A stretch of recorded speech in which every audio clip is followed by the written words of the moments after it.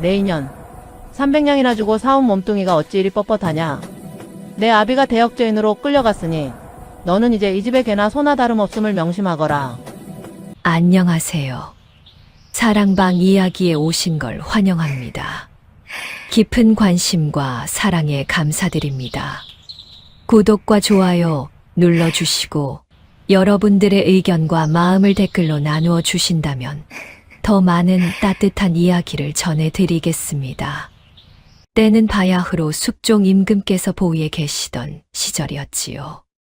전국은 하루가 멀다고 남인과 서인이 서로의 목에 칼을 겨누는 환국으로 소용돌이치고 있었고 민심은 흉흉하기 이를 데 없었답니다.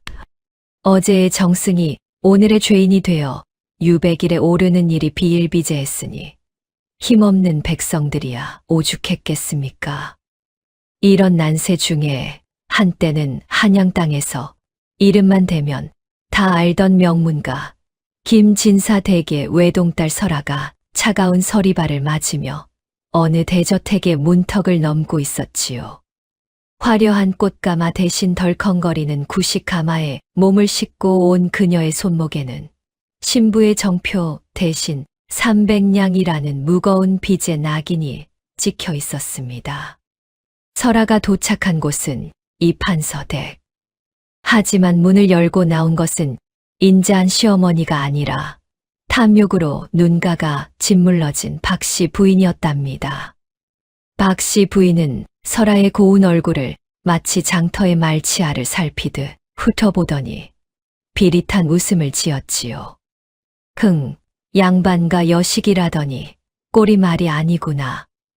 내 아까운 돈 300냥을 생각하면 내 골수까지 뽑아내야 성이 차겠어. 저기 헛간 옆방이 내 처소다. 오늘부터 이 집안의 모든 거친 일은 내 몫이니 그리 알거라. 설아는 입술을 꽉 깨물었습니다. 분노로 눈물이 차올랐지만 귀양간 아버지의 목숨줄이 이 집안의 돈에 달려 있음을 알기에 그녀는 고개를 숙일 수밖에 없었지요. 예, 어머니. 명심하겠습니다. 하지만 시련은 거기서 끝이 아니었답니다.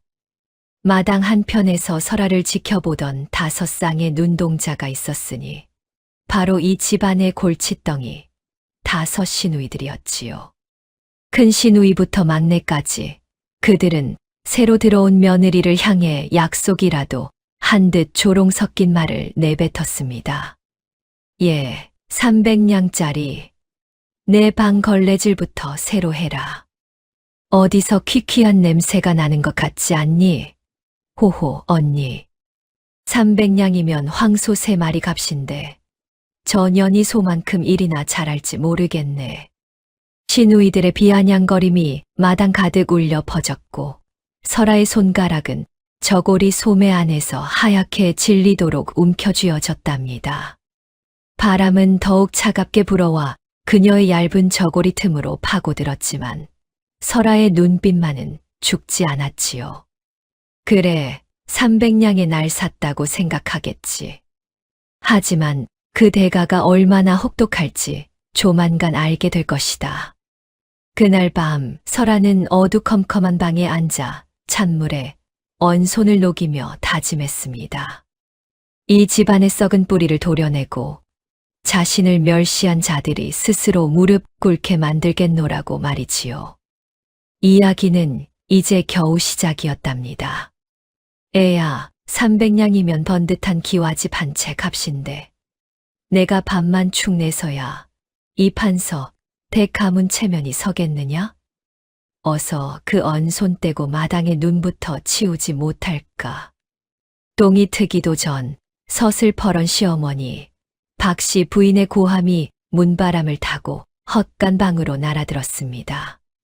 간밤에 내린 진눈깨비가 얼어붙어 문고리마다 하얀 성에가 맺힌 추운 새벽이었지요. 설아는 채 가시지 않은 몸의 한기를 억누르며 호쩌고리 차림으로 마당에 나섰답니다. 마당 한복판에는 이미 오여오라 불리는 5 시누이가 알록달록한 비단 털목도리를 두르고 모여 있었습니다. 그들은 마치 구경거리라도 생긴 양 설아의 초라한 행색을 아래 위로 훑어보며 입을 맞춘 듯 비아냥거렸지요. 어머, 언니들 좀 봐. 300냥짜리 며느리가 들어오더니 우리 집 마당이 아주 환해졌네. 저 해진 저고리 좀 봐. 구멍 사이로 찬바람이 숭숭 들어가겠어. 첫째 시누이 점례가 기름진 손으로 입을 가리며 낄낄거렸습니다. 그녀는 시집간 지 오래건만 툭하면 친정에 와서 곳간에 참기름이며 꿀단지를 훔쳐가기로 유명했답니다. 그 옆에 서 있던 둘째 시누이는 한술 더 떠서 설아의 발치를 툭 치며 말했지요. 예, 설아야. 내가 양반과 여식이라 손에 물 한 방울 안 묻히고 살았다며? 하지만 여긴 법도가 엄한 판서 댁이다. 오늘 안으로 우리 5 자매가 입을 벗은 10켤레를 새로 지어놓도록 해라. 만약 바늘땀 하나라도 어긋나면 그땐 국물도 없을 줄 알 거라. 설아는 마당 구석에 놓인 빗자루를 움켜쥐었습니다. 손가락 끝이 얼어붙어 감각이 없었지만 입술을 지식이며 묵묵히 눈을 쓸어내렸지요.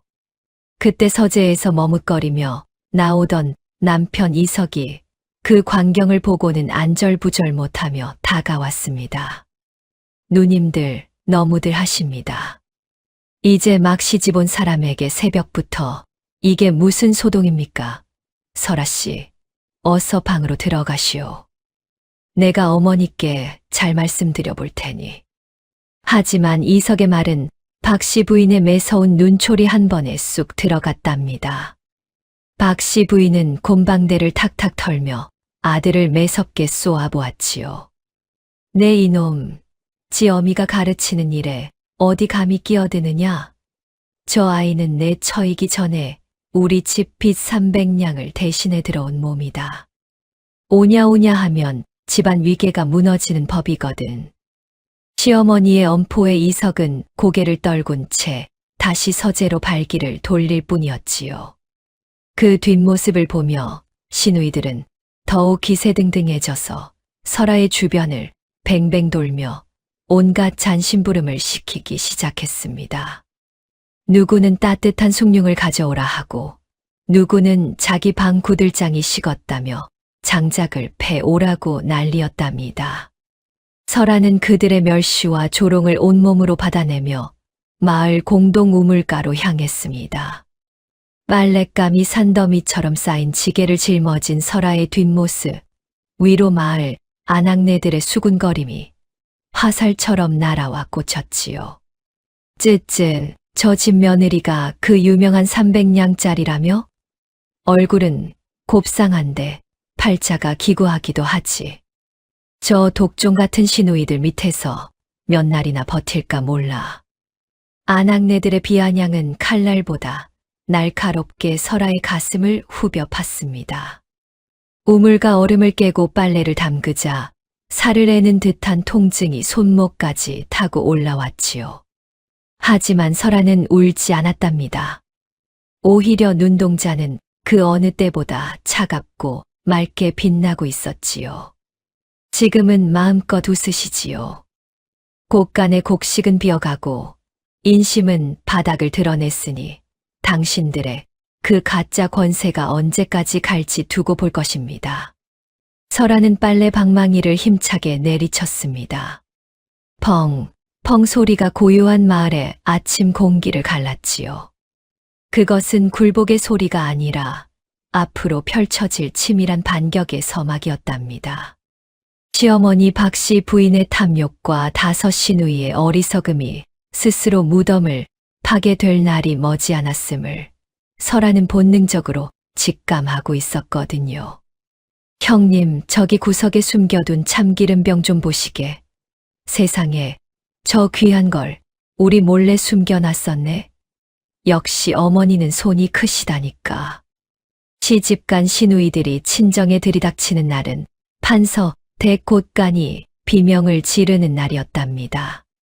첫째 점례를 필두로 5 자매가 한꺼번에 들이닥치니 조용하던 마당은 순식간에 장터보다 더 시끄러운 아수라장이 되었지요. 그들은 약속이라도 한 듯 커다란 보따리를 하나씩 옆구리에 끼고는 마치 제 물건을 찾는 양곶간을 샅샅이 뒤지기 시작했답니다.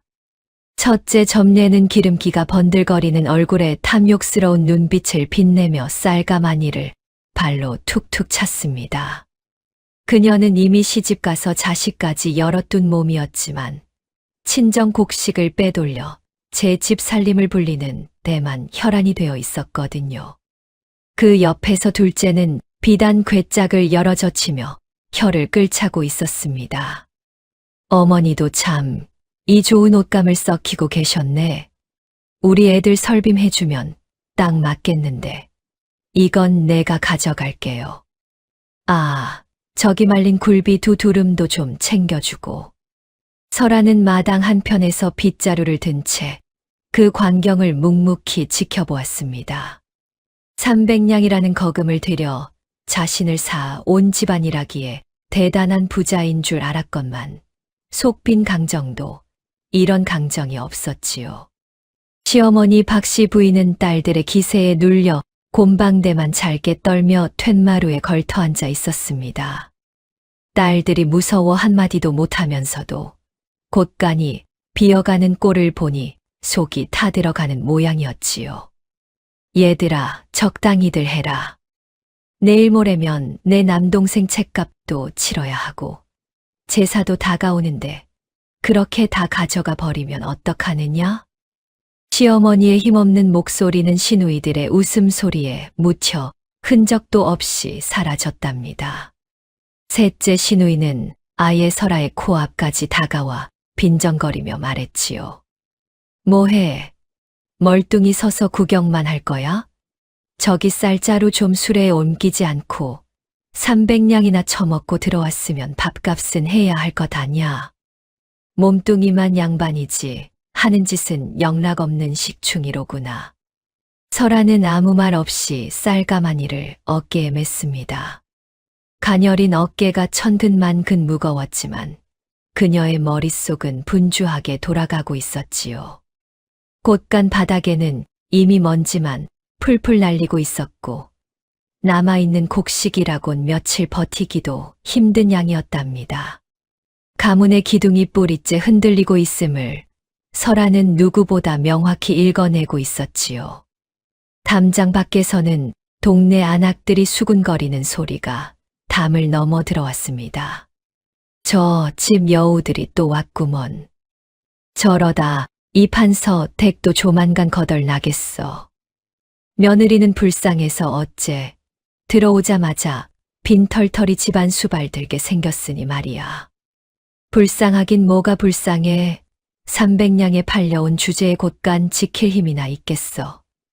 아마 저 여우들한테 머리채나 안 잡히면 다행이지. 비아냥거리는 소리가 설아의 귓가를 스쳤지만 그녀는 오히려 입가에 미세한 미소를 띄웠습니다. 시누이들의 탐욕이 깊어질수록 시어머니의 불안이 커질수록 그녀에게는 기회가 오고 있었거든요. 설아는 쌀가마니를 수레에 던지듯 내려놓으며 시누이들의 얼굴을 하나하나 눈에 담았습니다. 기름기 흐르는 입술, 보석 반지로 치장한 손가락, 그리고 가난한 친정을 비웃으면서도 빨대를 꽂는 그 비열한 심성들. 설아는 결심했답니다. 저 여우들이 스스로 이 문턱을 다시는 넘지 못하게 만들 방법을, 아니, 제 발로 도망치게 만들 치밀한 덫을 놓기로 말이지요. 시누님들, 짐이 무거우니 제가 대문 밖까지 배웅해 드리지요. 설아의 나긋나긋한 목소리에 시누이들은 코방귀를 뀌며 앞장섰습니다. 하지만 그들은 알지 못했지요. 설아가 건네는 그 친절한 손길이 사실은 자신들의 등골을 오싹하게 만들 지옥의 초대장이었다는 사실을 말입니다. 예, 300냥, 너는 귀신이라도 붙은 게냐? 왜 아까부터 넋을 놓고 곳간 벽만 훑어대고 있어? 무서워서 어디 살겠느냐? 셋째 시누이 영실이 제 방에서 뒹굴거리며 나오다 말고 날카로운 비명을 질렀답니다. 마당 구석 텅 빈 곳간 벽면에 바짝 붙어 무언가를 골똘히 들여다보던 설아가 천천히 고개를 돌렸지요. 그 눈빛이 어찌나 깊고 서늘하던지 기세등등하던 영실도 순간 움찔하며 뒷걸음질을 쳤답니다. 때는 바야흐로 초여름의 습한 기운이 대지를 짓누르던 시기였지요. 금방이라도 소나기가 쏟아질 듯 하늘은 잿빛으로 물들고 판서댁 마당에는 눅눅한 곰팡이 냄새와 말라붙은 장작 타는 냄새가 뒤섞여 숨을 턱턱 막히게 했답니다. 설아는 대답 대신 소매로 이마의 땀을 닦아내며 조용히 입을 열었지요. 신우님, 이 벽면에 난 구멍을 좀 보십시오. 생쥐가 낸 구멍인 줄 알았더니 누군가 일부러 파는 듯 흔적이 묘합니다. 곳간의 기운이 밖으로 줄줄 새고 있으니 가문의 재물이 온전할 리 있겠습니까? 그 말에 영실의 얼굴이 클빛으로 변했답니다. 사실 그 구멍은 영실이 밤마다 몰래 곳간에 들어와 쌀을 한 되씩 퍼내어 장터 국밥집에 팔아넘기기 위해 만든 통로였거든요. 영실은 제 발등이 찍힌 줄도 모르고 오히려 빽소리를 질렀지요. 무슨 헛소리야. 내가 관상을 본다더니 이제는 벽하고 대화까지 하는구나. 저리 비켜, 어머니. 저 300냥짜리가 이제는 가문 망할 소리까지 짓거리고 다녀요. 안방에서 그 소리를 들은 박씨 부인이 헐떡이며 달려 나왔답니다. 안 그래도 딸들이 털어간 곳간 걱정에 밤잠을 설치던 차였는데 재물이 샌다는 소리는 박씨 부인에게 사형 선고나 다름없었지요. 박씨 부인은 설아의 멱살을 잡을 듯 다가와 곰방대를 휘둘렀습니다. 내 인연, 입 조심하지 못할까. 내 판서택 가문을 어떻게 읽어왔는데 감히 재물이 샌다니. 설아는 시어머니의 분노 앞에서도 눈 하나 깜빡이지 않았답니다. 오히려 시어머니의 귓가에 대고 아주 작고 은밀한 목소리로 속삭였지요. 어머니, 제가 친정에서 듣기로는 집안에 여우가 들어오면 곳간 벽에 구멍이 난다 했습니다. 그 여우를 잡아내지 못하면 300냥이 아니라 3000냥을 부어도 이 집은 내년 봄을 넘기지 못할 것입니다. 그 말은 박씨 부인의 가슴에 지독한 의심의 씨앗을 심어버렸답니다.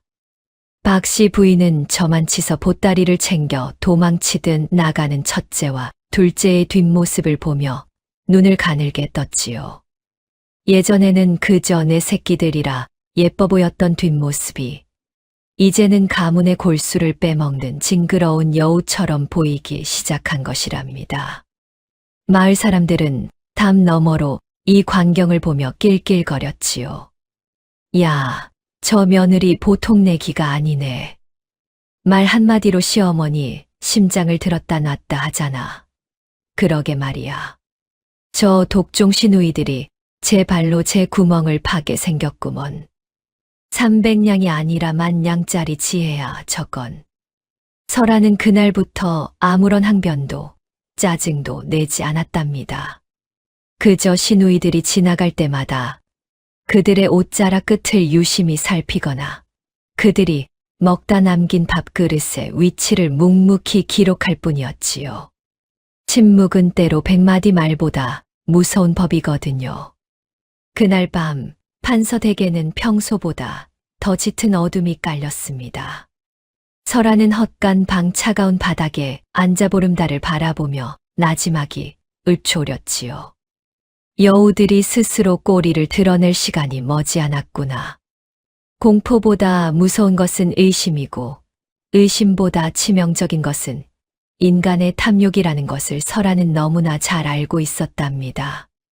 이제 그녀의 손끝에서 첫 번째 반격의 실타래가 풀리기 시작했지요. 이게 정령 궁궐에서만 쓴다는 그 보석 비방이라더냐? 어머, 옳게. 그동안 우리 몰래 혼자만 예뻐졌던 거야? 어쩐지 300냥에 팔려올 때보다 얼굴이 더 훤해졌다 싶었네. 판서댁의 무더운 오후, 툇마루에 옹기종기 모여 앉아 부채질을 하던 둘째 시누이, 옥분과 넷째가 설아의 뽀얀 살결을 보고는 입을 쩍 벌렸답니다. 뙤약볕 아래서 온종일 빨래하고 마당을 쓸었건만 설아의 안색은 오히려 갓 피어난 백합처럼 생기가 돌고 있었거든요. 사실 설아가 세수한 물은 그저 평범한 쌀뜨물이었으나 약이 바짝 오른 시누이들에게는 그것이 무슨 대단한 선녀의 이슬처럼 보였던 모양이지요. 설아는 세숫대야를 정리하며 짐짓곤란한 표정을 지어 보였습니다. 그리고는 주변을 살피듯 목소리를 낮춰 아주 은밀하게 입을 열었지요. 신우님들, 사실 이건 제 친정에서 대대로 내려오는 비방이온데 귀한 보석 가루와 땅의 기운을 섞은 것이라 함부로 말씀드리면 안 되는 것입니다. 하지만 신우님들께서 이리 원하시니 특별히 알려드리지요. 원래 진정한 아름다움은 독을 빼내는 것에서 시작되거든요. 설아의 말에 눈이 번쩍 뜨인 시누이들은 서로 앞다투어 비법을 적어 내려갔답니다. 설아가 알려준 비결은 실로 가관이었지요. 산속 깊은 곳의 눅눅한 검은 진흙에 1년 넘게 삭혀 꼬리 탄 냄새가 진동하는 청국장 가루를 섞고 거기에 아궁이에 시커먼 숯가루를 듬뿍 넣으라는 것이었습니다. 설아는 아주 진지한 표정으로 쐐기를 박았지요. 냄새가 고약하면 고약할수록 얼굴 속에 나쁜 기운이 빠져나가는 증거입니다. 특히 얼굴이 화끈거리고 따가워야 보석의 기운이 스며드는 법이지요. 한 시즌 동안은 절대 씻지 말고 그대로 두셔야 합니다. 그날 저녁 판서댁 안채에서는 기이한 풍경이 펼쳐졌답니다. 둘째와 넷째 그리고 세민한 막내까지 합세하여 얼굴에 시커멓고 끈적한 죽을 덕지덕지 바르고는 마당 한복판에 누워 있었거든요. 어찌나 냄새가 독했던지 지나가던 집짐승들도 코를 박고 도망갈 지경이었지요.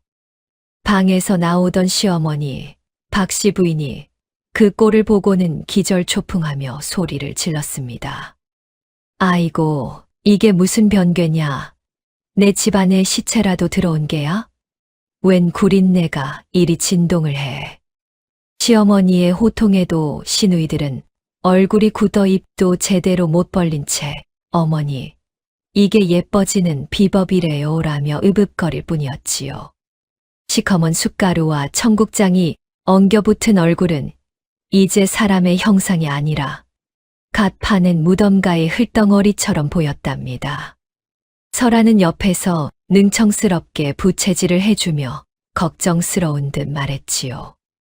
어머니, 신우님들이 가문의 품위를 세우고자 저리 정성을 들이시니 조금만 참으시지요.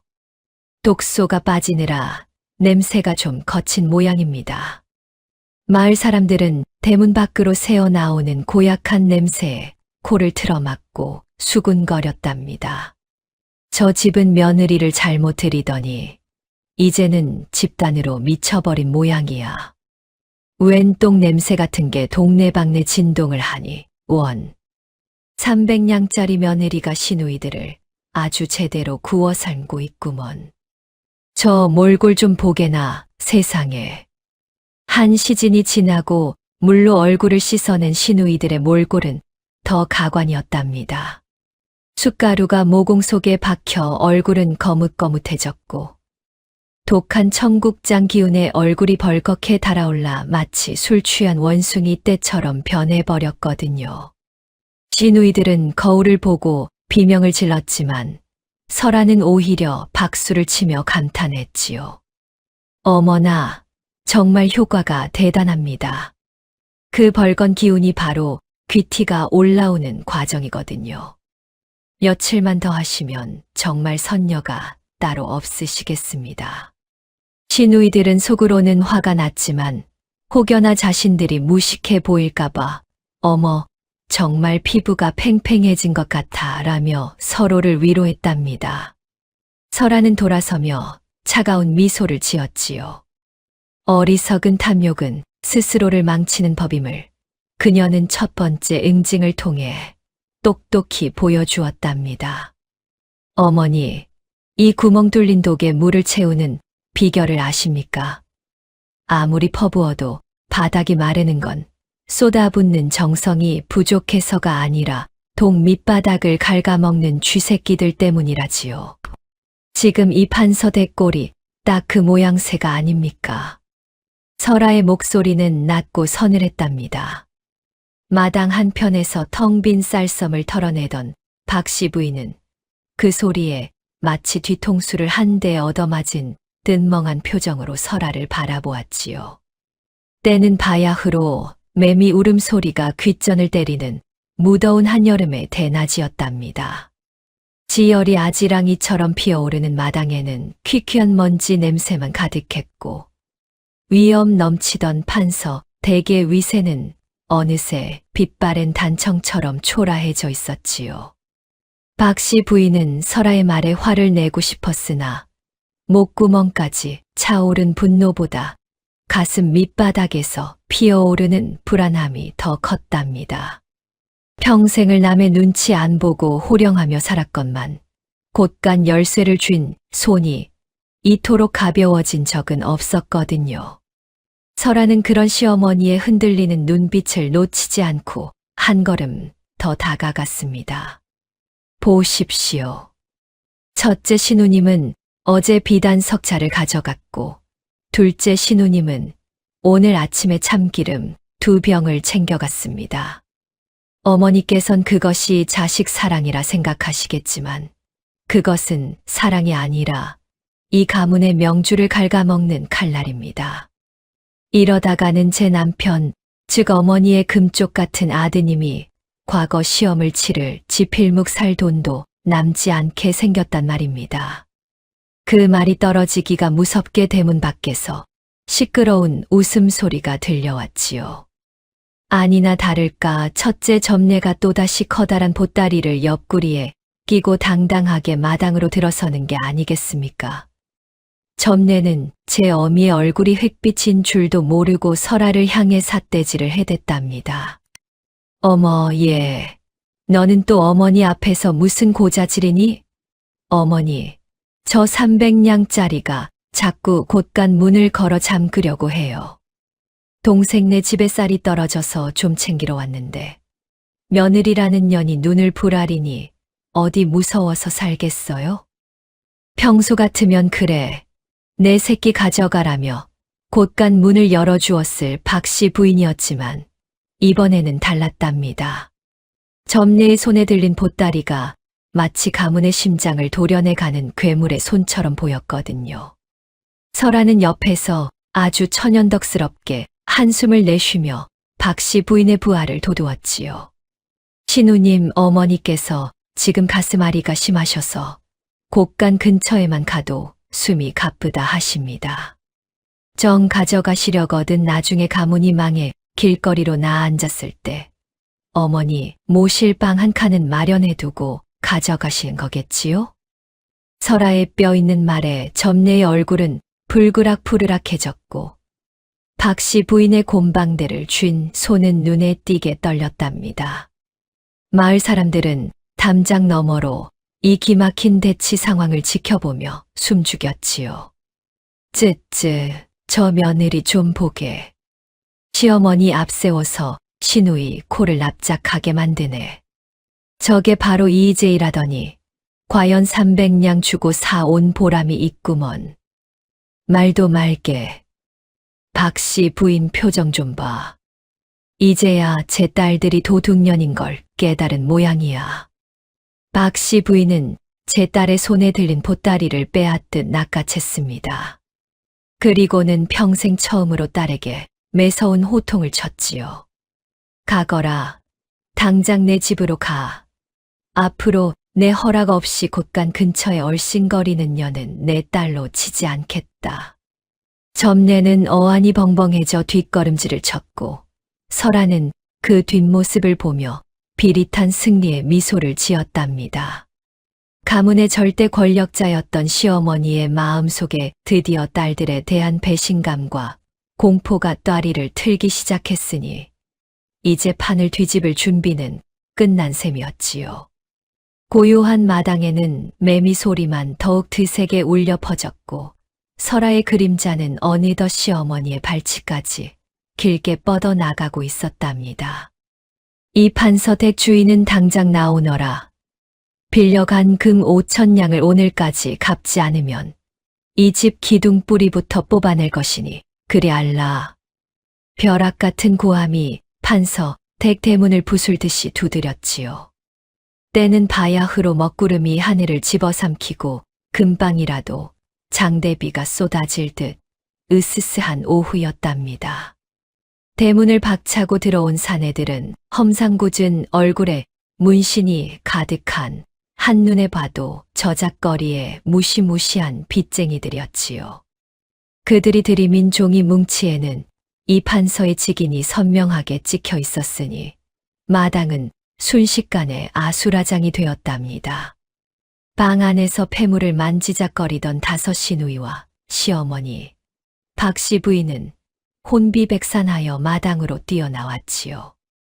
박씨 부인은 다리가 풀려 툇마루를 붙잡고는 파르르 떨며 소리를 질렀답니다. 5,000냥이라니 그게 무슨 당치도 않은 소리냐.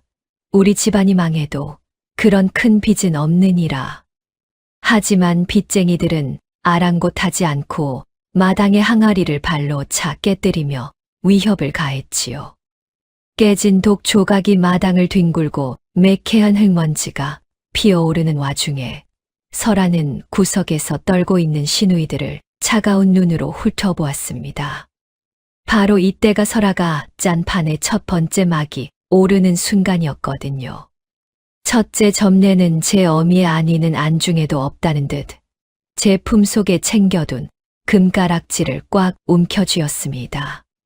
그녀는 빚쟁이들의 눈을 피해 뒷걸음질을 치더니 둘째와 셋째에게 눈짓을 보냈지요. 언니, 이럴 때가 아니야.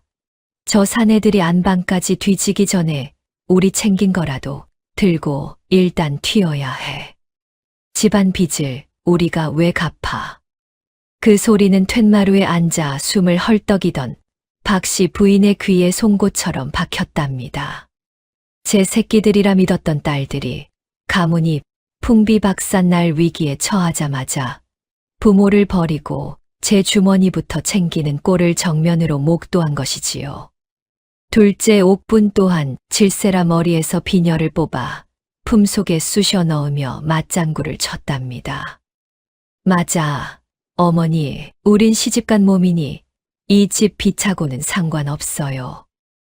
나중에 상황 조용해지면 올 테니 그때 봐요. 말이 끝나기가 무섭게 5 시누이는 치맛자락을 걷어붙이고 담벼락 구석 개구멍과 뒷문으로 쥐새끼처럼 빠져나갔지요. 시어머니가 내 딸들아, 나 좀 살려다오 라고 울부짖었지만 돌아오는 것은 굳게 닫힌 뒷문에 덜컹거리는 소리뿐이었답니다. 그 아수라장 속에서 오직 설아만이 박씨 부인의 곁을 지키고 서 있었지요. 설아는 빚쟁이들 앞을 가로막으며 단호하게 외쳤습니다. 어디서 감히 판서댁 마당에서 행패냐. 빚의 인과는 관가에 가서 따질 것이니 당장 물러가라. 이 댁의 안방마님은 내가 지킬 것이다. 설아의 기세에 눌린 듯 실상은 약조한 대로였지만 빚쟁이들은 침을 뱉으며 사흘 뒤에 다시 오겠다는 으름장을 놓고 물러갔지요. 사내들이 사라지고 난 뒤 텅 빈 마당에는 장대비가 쏟아지기 시작했습니다.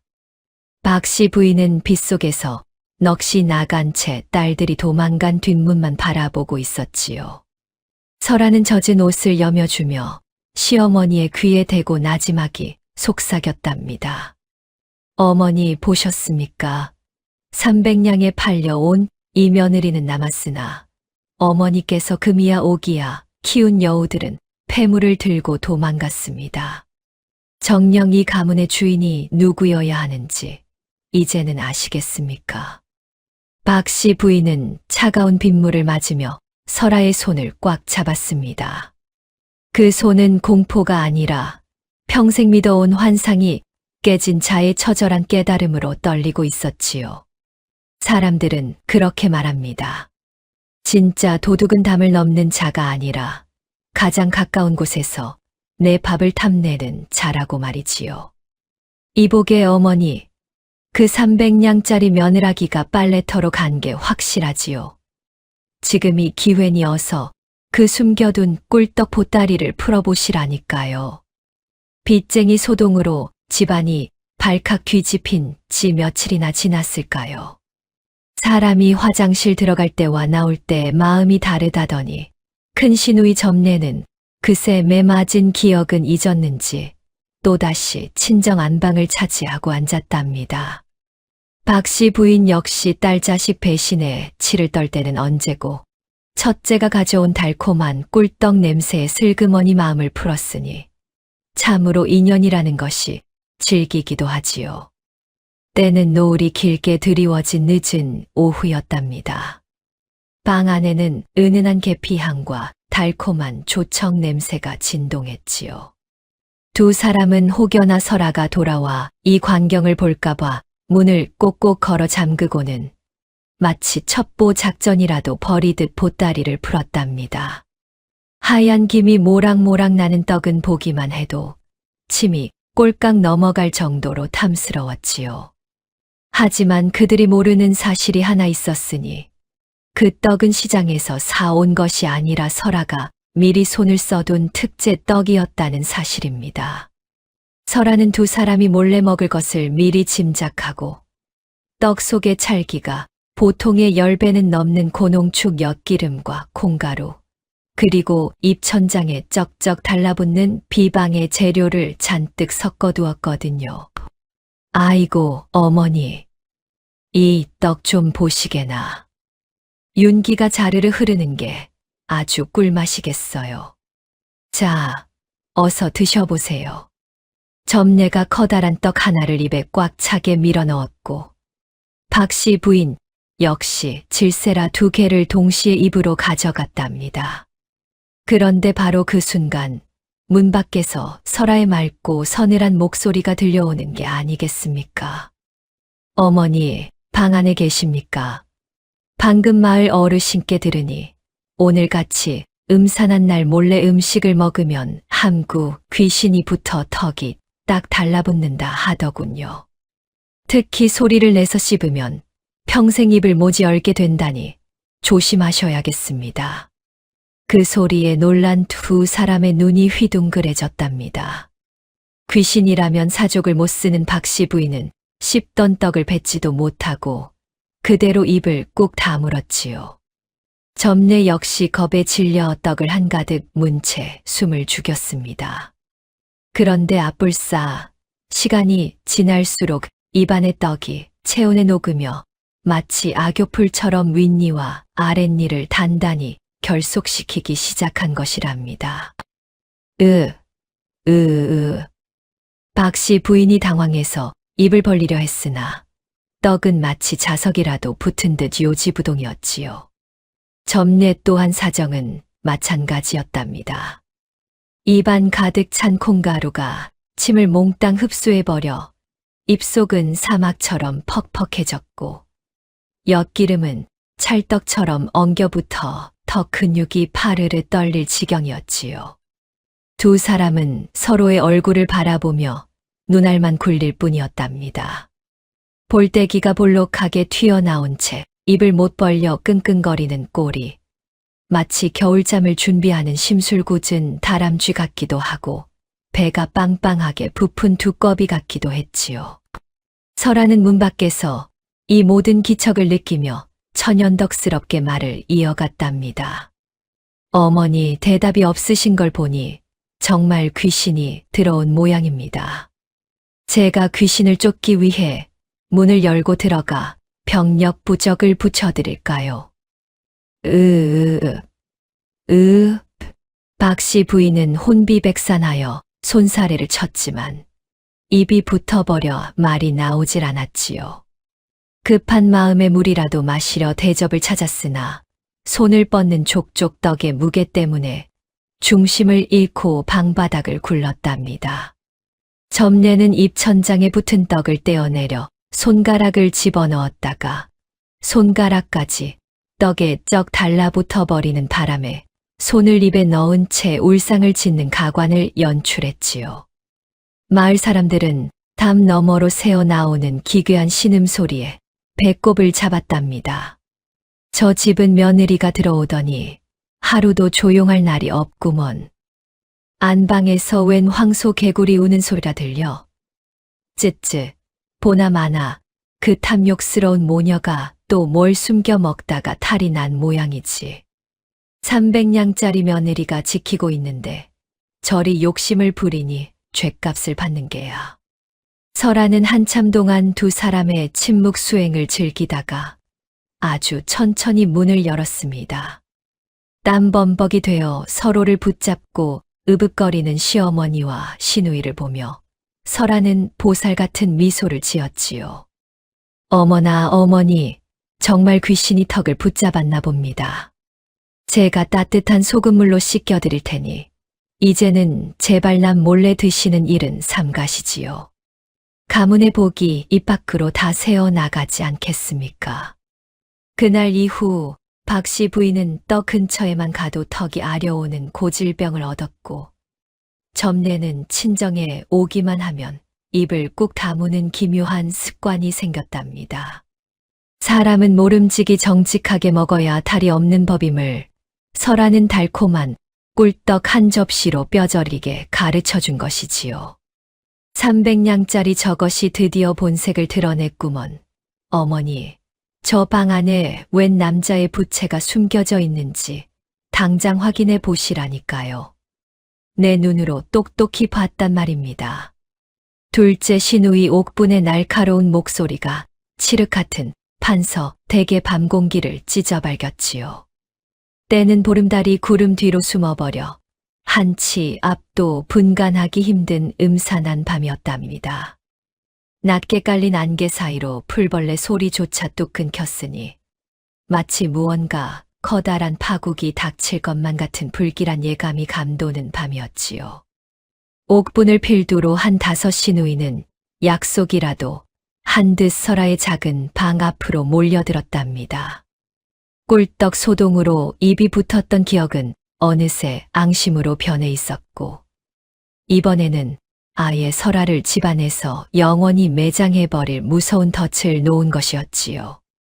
시어머니 박씨 부인은 딸들의 기세에 밀려 헝클어진 머리를 대충 매만지며 안방에서 헐떡이며 나왔답니다. 이게 무슨 해괴한 소리냐. 며느리가 외간 남자와 통하다니.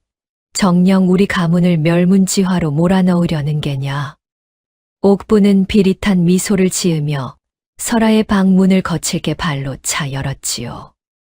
방 안에는 설아가 등잔불 아래서 조용히 바느질을 하고 있었으나 옥부는 다짜고텅 설아의 옷가지를 헤집기 시작했답니다.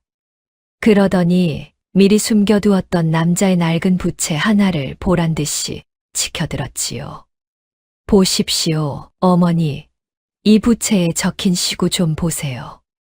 달빛 아래 그대를 기다리노라라니. 이게 정조를 지켜야 할 아녀자의 방에서 나올 물건입니까? 그 소동에 담장 너머로 마을 사람들의 머리가 하나둘씩 솟아올랐답니다. 자고로 남의 집 싸움 구경만큼 재미있는 게 없다지만 이번에는 그 서슬이 퍼런 칼날 같았지요. 세상에 저 300냥짜리 며느리가 겉으론 얌전한 척하더니 속으론 딴 주머니를 찾구먼. 역시 근본 없는 집안 여식이라더니 할 수 없네. 판서댁 조상님들이 무덤에서 벌떡 일어나실 일이야. 마을 사람들의 비아냥거림은 곧장 설아를 향한 비수가 되어 날아왔답니다. 박씨 부인의 얼굴은 이제 분노를 넘어 경련을 일으키고 있었지요. 딸들의 이간질에 속아 설아를 향해 곰방대를 휘두르려던 찰나 설아는 여전히 흐트러짐 없는 자세로 앉아 옥분의 눈을 똑바로 응시했지요. 신우님, 그 부채는 낡아서 살이 다 부러졌군요. 주인을 기다린 지 꽤 오래된 물건 같은데 혹시 신우님 방 장롱 깊숙한 곳에 있던 것을 실수로 제 방에 떨어뜨리신 건 아닙니까? 설아의 나긋나긋한 한마디에 옥분의 눈동자가 거칠게 흔들렸답니다. 사실 그 부채는 옥분이 처녀 시절 남몰래 마음에 품었던 사내에게 받은 정표였고 이번에 설아를 모함하기 위해 큰맘 먹고 꺼낸 비장의 카드였거든요. 설아는 옥분의 손목에 묻은 장롱 속 조미약 냄새와 쾌쾌한 먼지를 이미 눈치채고 있었던 것이지요. 하지만 독이 바짝 오른 시누이들은 멈추지 않았답니다. 셋째와 넷째까지 합세하여 아이고, 어머니, 전연이 이제는 누명까지 씌우려 해요 라며 대성통곡을 해댔지요. 결국 박씨 부인은 이성을 잃고 소리를 질렀습니다. 당장 전연을 헛간에 가두어라. 내일 날이 밝는 대로 관가에 넘겨 그 발칙한 죄를 물을 것이니. 설아는 하인들에게 끌려가면서도 끝까지 비굴한 기색을 보이지 않았답니다. 오히려 어둠 속에서 번뜩이는 시누이들의 탐욕스러운 눈빛을 보며 차갑게 읊조렸지요. 억울함이 쌓여야 진실이 밝혀질 때 그 쾌감이 큰 법임을 설아는 너무나 잘 알고 있었거든요. 마을 사람들은 헛간 문이 쾅 닫히는 소리를 들으며 혀를 찼답니다. 사람들은 그렇게 전합니다. 진실은 가끔 어둠 속에 갇히기도 하지만 그 어둠이야말로 빛이 가장 밝게 빛날 자리가 된다고 말이지요. 이복에 300냥짜리 헛간 쥐들이랑 밤새 정이라도 듬뿍 나누었느냐? 관가로 끌려가기 전에 마지막으로 그 고운 얼굴이나 실컷 봐두거라. 똥이 트면 내 아비 곁으로 유배를 가든 형장의 이슬이 되든 할 테니 말이다. 셋째 시누이 영실이 헛간 문턱에 대고 비릿한 침을 뱉으며 낄낄거렸답니다. 때는 칠흑 같은 어둠이 물러가고 먼동이 트기 전 가장 차가운 새벽 공기가 대지를 짓누르던 시각이었지요. 판서댁 헛간에서는 눅눅한 볏짚 냄새와 쥐오줌 냄새가 뒤섞여 코를 찔렀고 그 안에서 설아는 호쩌고리 한 장으로 밤새 추위와 싸우며 홀로 앉아 있었답니다. 어제까지만 해도 큰 소리를 치던 시어머니, 박씨 부인은 안방에 틀어박혀 곡기를 끊었지요. 딸들이 가져온 부채 하나의 가문의 명예가 넝마 조각이 되었으니 그 속이 오죽했겠습니까? 그 틈을 타 다섯 시누이는 마치 승리자라도 된 양 헛간 앞을 지키며 설아의 속을 뒤집어 놓았답니다. 넷째와 다섯째 쌍둥이는 아예 마당에서 떡을 구워 먹으며 깔깔거렸지요. 언니, 전혀는 죽어도 싸요. 300냥이나 들여서 사왔더니 집안에 망신살만 뻗치게 하고 어서 관가에 넘겨버리고 남은 돈이라도 돌려받을 방법은 없을까요? 마을 사람들도 약속이나 한 듯 대문 밖으로 몰려와 수군거렸답니다. 동네 아낙네들은 평소 설아의 고고한 자태가 꼴 보기 싫었던지 평소보다 더 사나운 말들을 내뱉었지요. 거봐, 내가 뭘 했어. 양반가 여식이라더니 속은 시커먼 구렁이가 들어앉았다니까. 300냥이 아니라 3전짜리 가치도 없는 년이지. 판서 댁이 사람을 잘못 봐도 한참 잘못 봤어. 비아냥거리는 소리가 헛간 벽을 뚫고 설아의 귀에 박혔지만 설아는 감은 눈을 뜨지 않았답니다. 오히려 그녀는 어둠 속에서 차분하게 시누이들의 목소리를 가려내고 있었지요. 누가 가장 불안해하는지, 누가 가장 과장해서 웃고 있는지 말입니다. 설아는 나지막이 하지만 헛간 문 밖까지 똑똑히 들릴 만큼 서늘한 목소리를 내보냈습니다. 신우님들 웃음소리가 참으로 경쾌하십니다. 하긴 그 부채 주인이 누구인지 관가 사또께서 밝혀내시면 그땐 더 크게 웃으실 일이 생기죠. 부채 손잡이에 새겨진 작은 이름 석자가 누구 것인지 제가 어제 달빛 아래서 이미 확인했거든요. 그 한마디에 헛간밖에 웃음소리가 뚝 끊겼답니다. 둘째 옥분의 얼굴이 순식간에 하얗게 질렸지요. 사실 그 부채에는 옥분이 연모하던 사내의 호가 아주 작게 새겨져 있었는데 워낙 낡고 때가 타서 본인도 잊고 있었던 사실이었답니다. 옥분은 다급하게 영실의 팔을 붙잡으며 눈짓을 보냈습니다. 남편 이석은 서재에서 머리를 쥐어뜯으며 괴로워하고 있었지요. 아내를 믿고 싶었으나 어머니의 서슬퍼런 호통과 누이들의 완벽한 함정 앞에 그저 무기력한 선비일 뿐이었답니다. 하지만 설아가 갇힌 헛간 쪽을 바라보는 그의 눈에는 처절한 갈등과 함께 무언가 결심한 듯한 떨림이 서려 있었지요. 설아는 헛간 구석에 굴러다니는 깨진 기와 조각을 집어들었습니다. 차가운 흙바닥에 무언가를 꾹꾹 눌렀으며 그녀는 생각했지요. 사면 초가에 늪은 빠지라고 있는 것이 아니라 적들이 방심하고 다가오길 기다리는 가장 깊은 함정이라는 것을요. 동쪽 하늘이 푸르스름하게 밝아오며 설아의 운명을 결정지을 최후의 아침이 밝아오고 있었답니다. 내 인연들 지금 꾀병 부릴 때냐? 관과 사또가 문 앞까지 당도했다는데 어서 나와 그 발칙한 입을 열지 못할까? 어머니, 신우님들이 저리방 안에서 나오지 않는 걸 보니 아무래도 저 방에 게으름 귀신과 거짓말 마귀가 단단히 들어앉은 모양입니다. 헛간 문을 박차고 나온 설아의 목소리가 벼락처럼 마당을 울렸답니다. 간밤에 던진 부채 이야기의 사지가 떨린 둘째 옥분과 셋째 영실이 아예 방문을 걸어 잠그고 아이고 나 죽네라며 꾀병을 부리기 시작했거든요. 진실이 밝혀질까 두려워 아예 몸져 누운 척하며 관가로 가는 시간을 벌어보겠다는 심산이었지요. 시어머니 박씨 부인은 안방 문턱에 걸터 앉아 가슴만 쥐어뜯으며 애고 가문 망할 징조로다라며 곡소리를 내고 있었답니다.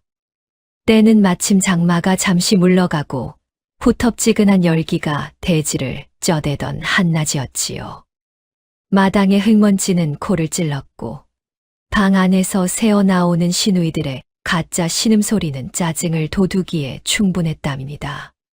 설아는 이 절체절명의 순간에 오히려 눈을 반짝이며 아궁이 앞으로 다가갔지요.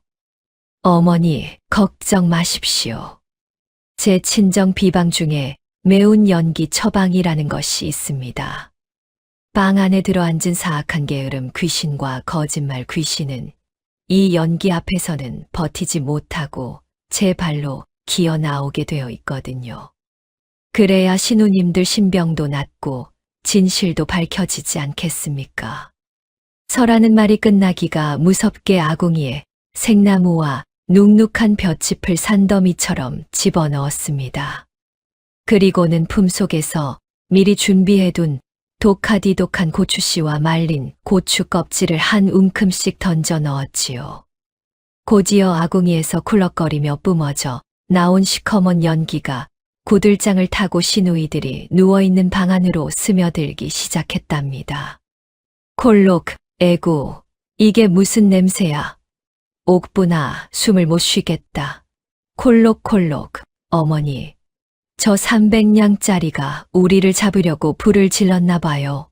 사람 살려. 방 안에서 비명 섞인 기침 소리가 터져 나왔지만 설아는 능청스럽게 아궁이 앞에 앉아 부채질을 더 세게 해댔답니다. 연기는 이제 방 안을 가득 채워 문틈으로 마치 용의 숨결처럼 뿜어져 나왔지요.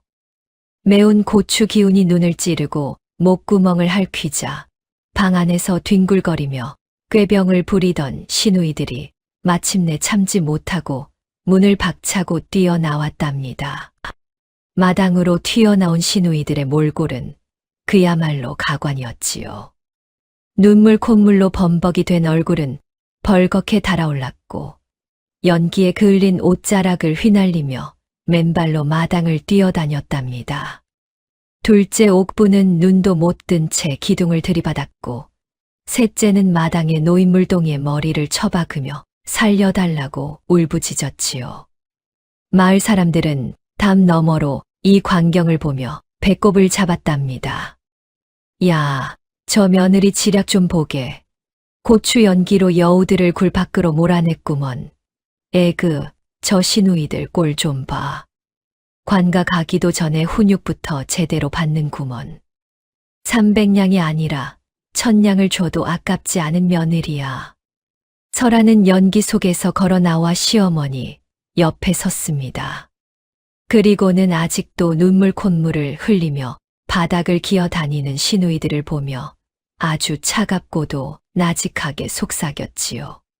시누님들, 귀신이 좀 나갔습니까? 이제 정신이 드시면 그 붓의 주인이 누구인지, 그리고 어제 저를 어떻게 모함했는지 하나하나 바르게 고하셔야지요.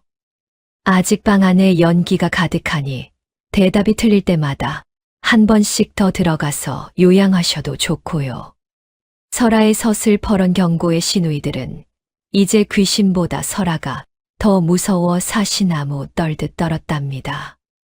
막다른 길에 몰린 줄 알았던 설아가 오히려 매운 고추 연기로 전세를 뒤집었으니 이제 판서 대가문에 낀 거짓의 연무가 거칠 날이 머지않았던 것이지요. 어머니, 이제 선택하십시오. 저 여우들의 치맛자락을 잡고 함께 망하시겠습니까? 아니면 이 가문의 열쇠를 제게 맡기시고 이 판서 댁의 명예를 지키시겠습니까? 무너진 담장은 다시 쌓으면 그만이나 썩은 뿌리를 그대로 두면 집 전체가 내려앉는 법입니다. 고추 연기가 채 가시지 않아 눈물 콧물로 범벅이 된 마당 한복판에서 설아의 목소리가 서슬퍼런 칼날처럼 날아와 박혔답니다. 때는 해가 뉘엿뉘엿 저물어 사방의 붉은 노을이 피칠갑을 한듯 번지던 시각이었지요. 툇마루에 주저앉아 가쁜 숨을 몰아쉬던 박씨 부인은 설아가 내민 낡은 장부 한 권을 보고는 사색이 되었답니다. 그 장부는 설아가 시집온 날부터 몰래 기록해온 시누이들이 친정에서 빼돌린 가산의 내역서였거든요. 둘째 옥부는 아직도 눈이 따가운지 눈가를 비비면서도 설아에게 삿대질을 해댔지요. 저 앙큼한 년 좀 보게. 어머니, 저건 다 가짜예요. 우리가 가져가면 얼마나 가져갔다고 장부까지 적어둔단 말입니까? 저건 우리 자매를 이 집에서 내쫓고 지가 안방마님 노릇을 하려는 속셈이라고요. 옥분의 말이 끝나기가 무섭게 셋째와 넷째도 가세하여 맞아요. 어머니, 300냥에 팔려온 주제에 감히 누구를 가르치려 들어오라며 악을 써댔답니다. 하지만 설아는 눈 하나 깜빡이지 않고 장부의 첫 장을 넘겼지요. 신우님들 목소리를 높인다고 진실이 가려지겠습니까? 지난달 첫째 신우님이 가져가신 쌀 3섬은 장터 김선달래 주막 빚을 갚는 데 쓰였고, 둘째 신우님이 챙겨가신 비단 5필은 도박에 빠진 서방님 뒷수습에 들어갔지요. 이 장부에는 날짜와 품목, 그리고 그것을 실어 나른 머슴의 증언까지 하나도 빠짐없이 적혀 있습니다. 어머니, 이래도 저들이 어머니의 효녀들입니까? 박씨 부인은 장부에 적힌 빼곡한 글씨들을 훑어보며 손을 벌벌 떨었답니다. 사실 박씨 부인도 딸들이 가산을 축내고 있다는 것은 어렴풋이 알고 있었으나 내 새끼라는 정에 눈을 감고 있었던 것이지요. 하지만 설아가 들이민 것은 단순한 숫자가 아니라 이 가문이 마주한 처절한 파국이었답니다.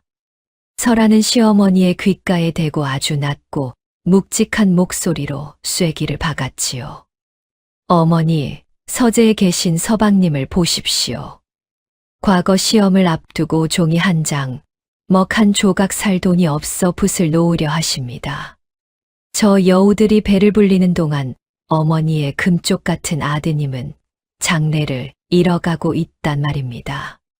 숙종 임금의 섯을 벌은 전국에서 이 판서댁이 살아남으려면 지금 당장 저 여인들을 내치고 곳간 문을 걸어 잠그셔야 합니다. 그 말은 박씨 부인의 가장 아픈 곳을 찔렀답니다. 딸 자식보다 귀한 것이 대를 이을 아들이요. 아들보다 귀한 것이 가문의 존망이었으니 말이지요. 마당 밖에서는 소문을 듣고 모여든 마을 사람들이 웅성거리는 소리가 들려왔습니다. 야, 저 며느리 말 한마디가 천금 같네. 장부까지 들이미니 저 시누이들도 이제 발뺌 못하겠어. 그러게나 말이야. 판서댁이 망하나 싶었는데 300냥짜리 복덩이가 들어와서 가문을 살리네. 시누이들은 마을 사람들의 비아냥거림과 설아의 기세에 눌려 더 이상 대꾸도 못하고 서로 눈치만 살폈답니다. 박씨 부인은 결심한 듯 설아가 쥔 장부를 꽉 움켜쥐었지요. 그 눈빛에는 평생을 억눌러온 시어머니의 권위와 딸들에 대한 배신감이 뒤섞여 번뜩이고 있었답니다. 벼랑 끝 혈투는 이제 마지막 결전만을 남겨두고 있었고 설아의 그림자는 노을을 타고 판서, 댁 마당 전체를 집어삼키고 있었지요. 인내심이라. 내 복수심은 이미 바닥을 뚫고 지옥까지 닿았네. 자네가 가진 그 가짜 권세로 날 막아보시게. 달 그림자조차 숨죽인 야밤, 판서댁 뒷마당에서 설아의 목소리가 얼음장처럼 차갑게 울려 퍼졌지요. 때는 바야흐로 눅눅한 밤안개가 땅바닥을 기어다니고 멀리서 산짐승의 울음소리가 기분 나쁘게 들려오던 결전의 전야였답니다. 낮에 장부를 들이밀었을 때부터 낌새가 이상하다 싶더니 아니나 다를까 독이 바짝 오른 5 시누이가 야반도주하듯 곳간을 털러 나타난 것이었지요. 첫째 점례는 이미 정신이 나간 듯 커다란 낫으로 곳간 자물쇠를 내리치고 있었고 그 뒤로 넷째와 5째는 빈 가마니를 든 채 쥐새끼처럼 주위를 살피고 있었답니다. 그들은 시어머니의 마음이 설아에게로 완전히 기울었다는 것을 깨닫고 마지막으로 이 집안의 명줄인 종자쌀과 폐물을 몽땅 털어갈 심산이었지요. 옥분이 이빨을 드러내며 설아를 향해 앙칼지게 쏘아붙였습니다. 이년아, 내가 감히 누굴 가르치려 들어 300냥에 팔려온 주제에 이 집안 재산에 왜 참견이야. 이건 우리 조상님들이 우리에게 물려주신 거니 내년이 상관할 바가 아니거든. 옥부는 떨리는 손으로 폐물함을 꽉 움켜쥐었지요. 하지만 설아는 요동도 하지 않았답니다. 오히려 그녀의 뒤에서 횃불을 든 머슴들이 유령처럼 하나둘 모습을 드러내기 시작했지요. 그들의 손에는 잘 다듬어진 굵직한 몽둥이가 들려 있었고 횃불의 붉은 빛은 설아의 무표정한 얼굴을 더욱 서늘하게 비추었답니다. 설아는 한 걸음 천천히 다가서며 시누이들을 압박했지요. 조상님이 물려주신 것이라고요? 어머니의 피땀을 짜내고 동생의 앞날을 가로막으며 챙긴 작물들이 정녕 그대들의 것이라 생각하십니까? 인내심은 이미 바닥났습니다. 내 집안을 몰락시킨 자들을 향한 복수심이 이제는 이 가문의 기둥을 갉아먹는 당신들에게로 향하고 있단 말입니다. 설아의 섯을 퍼런 기세의 시누이들은 뒷걸음질을 쳤지요. 평소 같으면 어머니를 부르며 엄살을 피웠겠지만 지금 안방마님 박씨 부인은 설아의 지략대로 곳간 건너편 정자에 숨어 이 모든 광경을 지켜보고 있었답니다. 제 딸들이 어둠을 틈타 가문의 마지막 명주를 끊으려 하는 꼴을 똑똑히 보게 하려는 설아의 치밀한 계획이었지요. 얘들아 뭐해. 저년만 치우면 저 쌀들이 다 우리 거야. 어서 저 몽둥이를 뺐어. 첫째 점례가 소리를 지르며 달려들려 했으나 설아의 손짓 하나에 머슴들이 길을 막아섰답니다. 횃불의 불꽃이 밤바람에 춤을 추며 매캐한 냄새를 풍겼고 긴장감은 당장이라도 끊어질 듯 팽팽한 활시 같았지요. 마을 사람들조차 잠을 잊고 담벼락에 붙어 이 광경을 지켜보며 숨을 죽였답니다. 세상에 저 며느리 좀 보게. 혼자서 저 악귀 같은 여우들을 다 상대하고 있어. 저게 바로 진짜 안방마님의 위엄이지. 300냥이 문제가 아니야. 저 집안은 천운을 타고난 게야. 설아는 몽둥이를 든 하인들에게 나지막이 명했지요. 누구든 곳간 문턱을 넘는 자가 있다면 그것이 누구든 가문의 적대자로 간주하고 다리를 분질러 놓아도 좋다.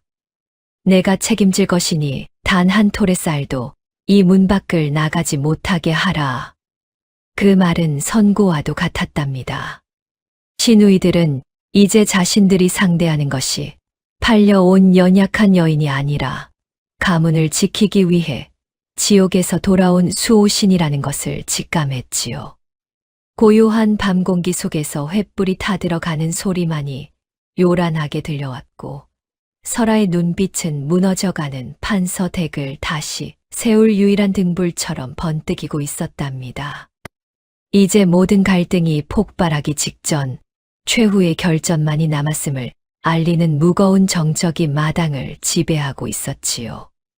이 댁의 조상님들이 무덤에서 벌떡 일어나 통곡하실 일이다.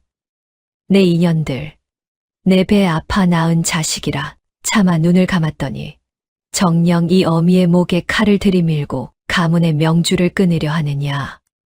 어둠 속에 숨어 모든 광경을 지켜보던 시어머니 박씨 부인의 비명이 정적을 깨뜨렸지요. 때는 횃불이 타닥타닥 타오르며 붉은 불꽃을 허공으로 날려보내고 차가운 밤이슬이 맺힌 마당에 살벌한 기운이 가득하던 절정의 순간이었답니다. 첫째 점례가 든 낮이 달빛을 받아 번뜩였고 그 서슬퍼런 쇠붙이가 곳간 문고리를 치려는 찰나에 박씨 부인이 정자 뒤에서 모습을 드러낸 것이었지요. 시어머니의 등장은 그야말로 마른 하늘의 날벼락이었답니다. 폐물함을 챙겨 달아나려던 옥분과 영실은 쥐구멍이라도 찾고 싶은 심정이었는지 털썩 주저앉아 사시나무 떨듯 떨었지요. 하지만 탐욕의 눈이 먼 점례는 오히려 낯을 휘두르며 제 어미에게 대들었답니다. 어머니도 참, 저 300냥짜리 며느리 말만 믿고 우리를 도둑 취급하시는 거예요. 이 집안 곡식은 원래 우리 거예요. 전연이 다 가로채기 전에 우리가 챙기겠다는데 뭐가 잘못됐단 말입니까? 그 몰상식한 외침에 박씨 부인의 가슴은 천갈래 만갈래 찢어졌답니다. 설아가 옆에서 시어머니의 어깨를 가만히 부축하며 차가운 눈빛으로 시누이들을 내려다보았지요.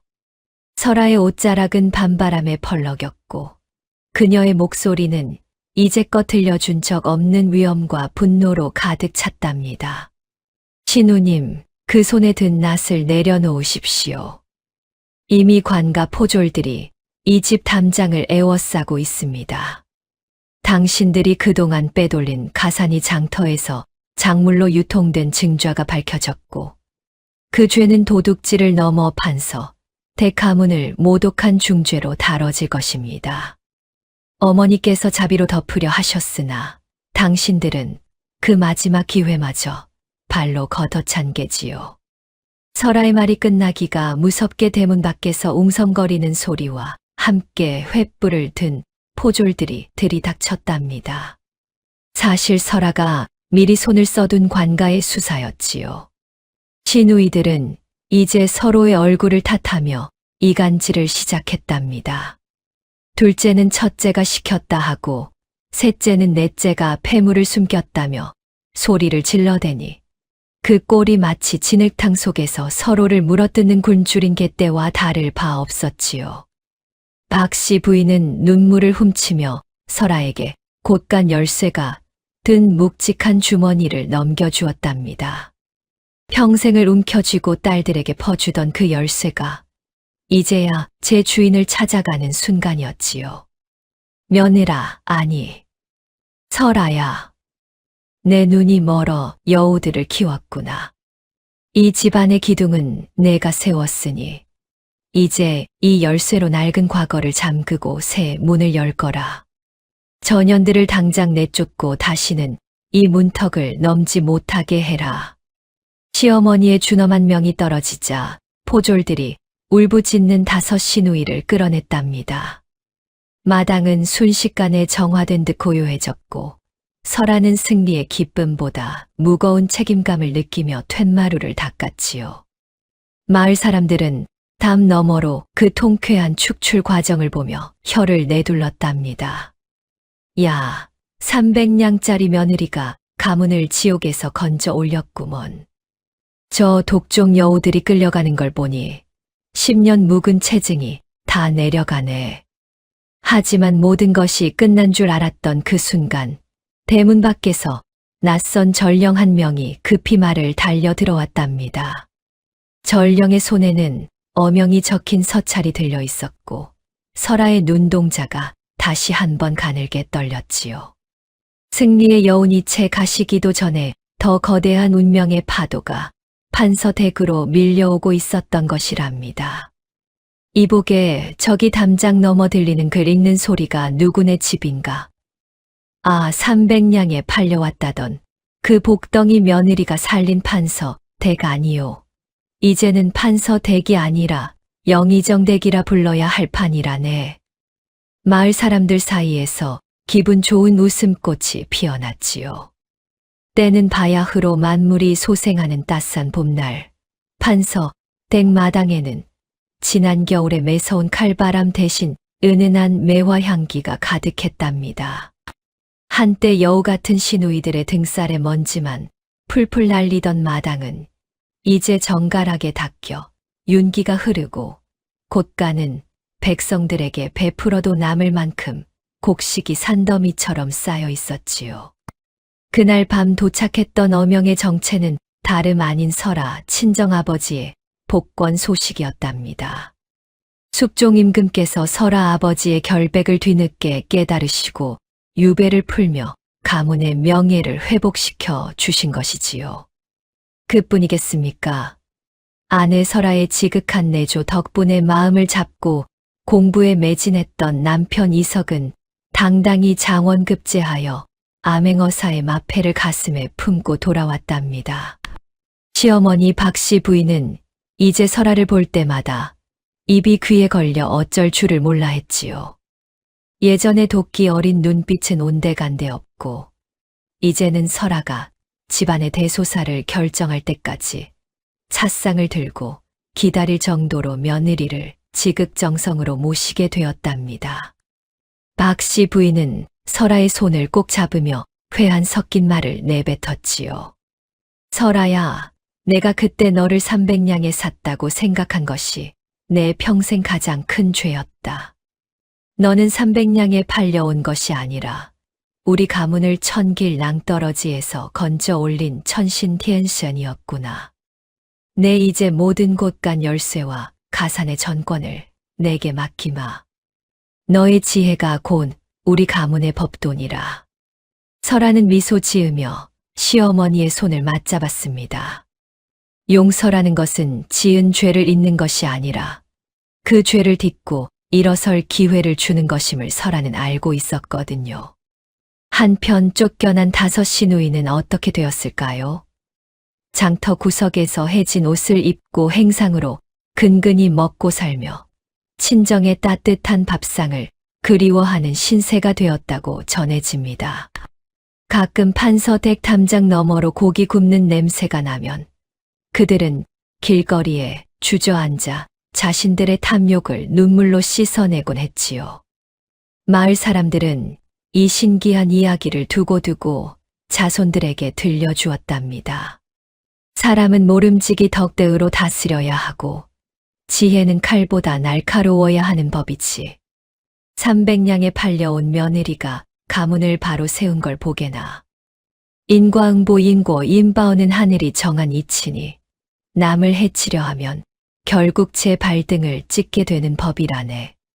설하는 화창한 봄날 오후 남편과 함께 앞마당을 거닐며 활짝 핀 꽃들을 보았습니다. 고난은 지나갔으나 그 고난이 남긴 지혜는 보석처럼 빛나고 있었지요. 사람들은 그렇게 말합니다. 진짜 부자는 금전이 많은 자가 아니라 사람의 마음을 얻어 그 마음으로 곳간을 채우는 자라고 말이지요. 300냥의 기적은 그렇게 가문의 전설이 되어 만대에 전해졌답니다.